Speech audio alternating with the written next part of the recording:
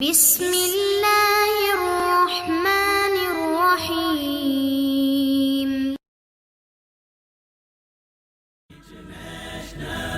Islamic Research Center. السلام علیکم ورحمۃ اللہ وبرکاتہ۔ الحمدللہ والصلاۃ والسلام علی رسول اللہ، اما بعد، اعوذ باللہ من الشیطان الرجیم، بسم اللہ الرحمن الرحیم۔ محترم ناظرین اکرام، اولاد اللہ رب العزت کی طرف سے بہت بڑا انسان کے لیے احسان اور اللہ کی طرف سے یہ نعمت ہے۔ یاد رکھیے، اولاد کا اختیار صرف اور صرف اللہ رب العزت کے ہاتھ میں ہے، اور اللہ رب العزت جسے چاہیں بچیاں دیں، جسے چاہیں بچے دیں، جسے چاہیں یہ دونوں دیں، اور جسے چاہیں ان میں سے کچھ بھی نہ دے۔ اس میں کسی انسان کا، کسی عورت کا، کسی مرد کا کوئی قصور نہیں ہوتا۔ اگر آپ بے اولاد ہیں تو اپنے آپ کو مت کوسیے اور اپنے آپ کو بلا وجہ کسی غلط طریقے پہ نہ لے جائیے، اور اپنے آپ کو ایسا سے کمتری کا شکار نہ کیجیے، کیونکہ یہ آپ کے بس کی بات نہیں ہے۔ یہ میرے اللہ کی طرف سے آپ کے لیے آزمائش ہے۔ یاد رکھیے، اس دنیا میں ہر بندے کے لیے کوئی نہ کوئی آزمائش موجود ہے، تو آپ سمجھ لیجئے کہ یہ میرے لیے آزمائش ہے۔ نمبر 1، اس پہ آپ صبر کیجئے، اور نمبر 2، اگر آپ کے پاس اولاد نہیں ہے تو اپنے اللہ کی رحمت سے کبھی بھی نا امید نہ ہوں، کبھی بھی اس سے مایوس نہ ہوں، کبھی بھی اپنے اللہ رب العزت کو اس حوالے سے ایسے نہ سمجھے کہ شاید اللہ ہماری دعائیں نہیں سنے گا۔ صرف وجہ یہ ہے، صرف مصیبت یہ ہے، صرف پریشانی یہ ہے کہ ہم بڑی جلدی نا امید ہو کر بڑی جلد بازی کے ساتھ یہ چاہتے ہیں کہ فوراً سے اللہ ہمیں عطا فرما دے۔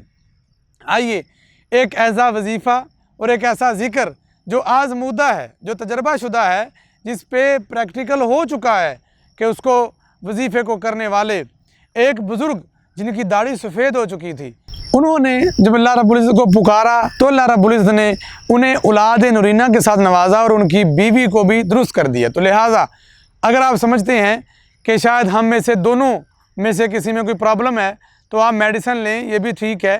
اس کے ساتھ ساتھ یہ وظیفہ آپ جتنے یقین کے ساتھ اور جتنی کثرت کے ساتھ پڑھیں گے، اللہ رب العزت اتنی ہی جلدی آپ کو اس نعمت کے ساتھ ضرور نوازے گا۔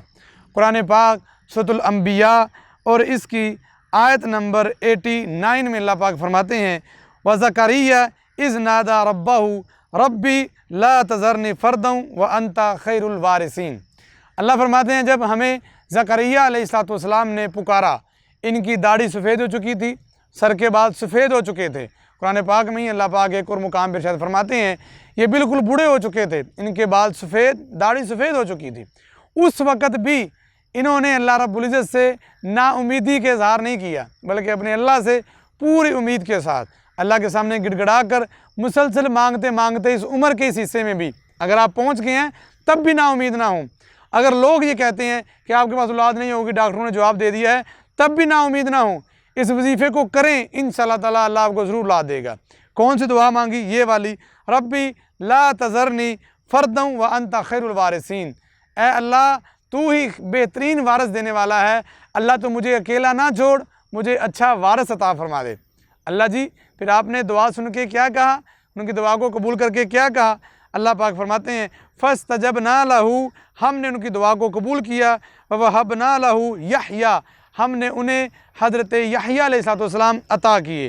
آگے فرمایا، وَأَصْلَحْنَا لَهُ زَوْجَهُ، اللہ فرماتے ہیں ہم نے ان کی بیوی کو بھی ٹھیک کر دیا۔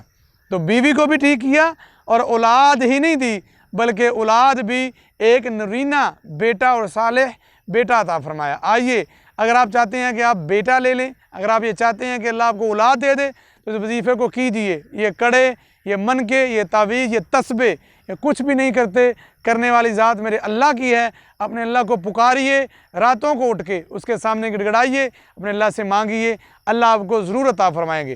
سورۃ الانبیاء میں یہ آزمودہ نسخہ موجود ہے، اسے پڑھیے، خوب پڑھیے، اور اپنے اللہ سے پر امید ہو کر مانگیے، اللہ آپ کو ضرور بھی ضرور نورینہ اولاد کے ساتھ نوازے گا۔